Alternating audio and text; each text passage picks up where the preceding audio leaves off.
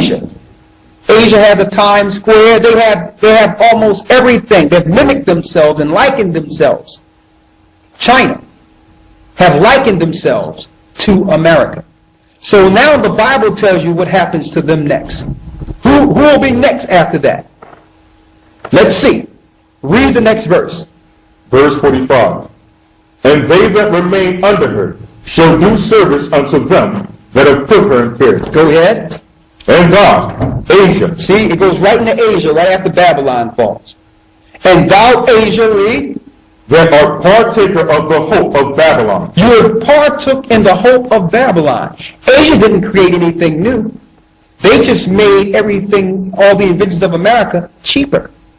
And they invested in America. They brought America out financially by investing in America. They own a large percent of America. So since they likened themselves to America, but in order to do this, they had to lay down with the beast to do this. So now the judgment is going to go off of Babylon after Babylon is dealt with. The Most High is going to set his eye on Asia next. Read. And thou, Asia, thou art partaker of the hope of Babylon, and art the glory of her person. And you are the glory of her person. You have made yourself just like America, a new industrial complex. Read. Verse 47. Woe be unto thee, thou wretch, because thou hast made thyself like unto her, and hast decked thy daughters in whoredom, that they might please and glory in thy lovers, which have always desired to commit whoredom with thee. Thou hast followed her that is hated in all her works and inventions. And it says in her inventions, it says you have imitated.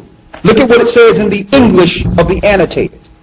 It says, woe to you, miserable wretch, for you have made yourself like her. You have decked out your daughters for prostitution to please and glory in your lovers. The Asians at one point had honor. They were an honorable nation at one point. Not when America got a hold of them. They made themselves as Americans. Who's seen that movie? I like to always relate things to movies. Who's seen that movie, The Last Samurai? Tom Cruise. Yeah, the Tom Cruise movie. You need to look at that movie. You will see what they would call American process. America's progress against honor. Right? And it says here, you have imitated that hateful one in all her deeds and devices. Therefore the Most High says, I will send evils upon you. And right after America is dealt with, according to prophecy, Asia will be plagued on a high level. Now, this is the culmination of the second coming. We have to go through all this before Christ actually come and save us out of what's left. Read. Verse 49.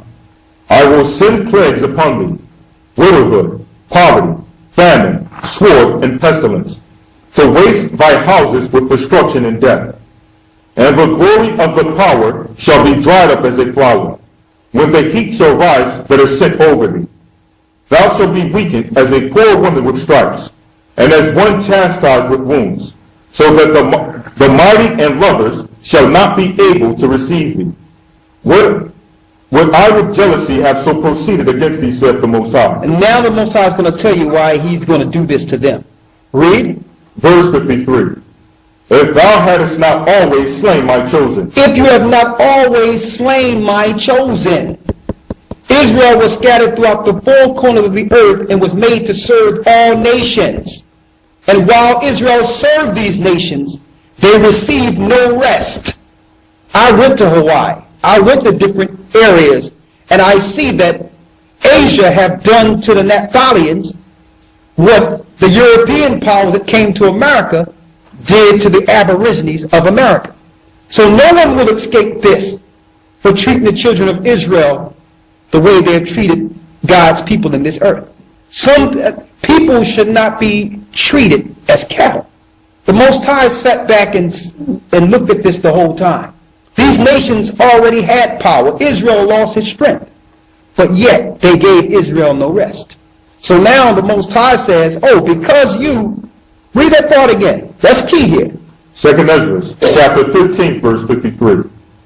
If thou hadst not always slain my chosen, If you have not always killed my chosen, read, exalting the stroke of thy hands, and saying over their dead when thou wast drunken, set forth the beauty of thy countenance. The reward of thy whoredom shall be in thy bosom.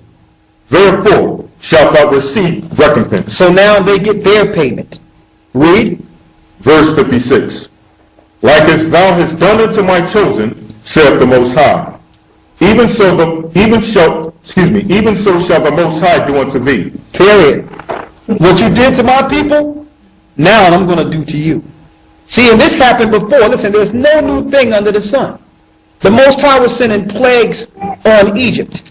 Pharaoh had a choice. He could ease up on God's people and let them go, or he could make them serve with much rigor. No, his heart got hardened. His heart was hardened, and he said, listen, I'll tell you what, now you have to build brick with no straw. Same thing. Same thing. These nations have destroyed God's people all over the earth. But yet, we'll point today to politics and say politics is the reason the earth is in the state it's in right now. We're pointing to the people, saying, listen, you all better figure out these people. You better find out who Israel is. Because this is why the Most High is angry. If you don't know them, you don't know what you're doing to them. So that's why we go into Israel, showing how Israel was scattered, why Israel fell, because the judgments are in the earth because of his people. That's the reason for the judgments. His people are being delivered all over the earth. They're waking up from the psychology that have enslaved them. They're waking up from the spiritual psychology and the spiritual enslavement that been passed down from their forefathers. The Most High have a spirit in the work that's bringing again the captivity of his people. At the same time he's awakening his people, he's destroying the nations that have enslaved his people through time. And they know exactly. Let me tell you, I'm sitting here with a book right here. I pull out this book almost every week, brother. When I read this book, it blew my mind. I read this book 10 years ago, Lost Tribes in the Promised Lands, by Ronald Sanders. And if you get the paperback, a lot of the paperback, the New Revised Version, a lot of the information is out of the book in the new paperback. I got one of the original books, and I read this book, and it blew me away. Because this showed me that even in the 1800s, when they were settling from Europe over into America, there was word back in here, in England, that they found the 10 tribes over in the Americas.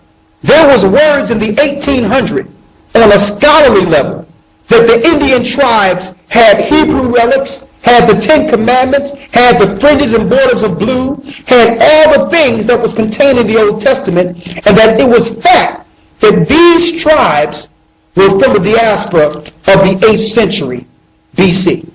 They knew this when they went over into America, but they reported back into England and these other areas saying that these people are savages.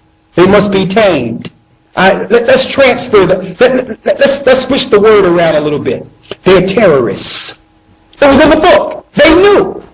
But instead of giving these people ease and rest and helping these people, they brought over religion.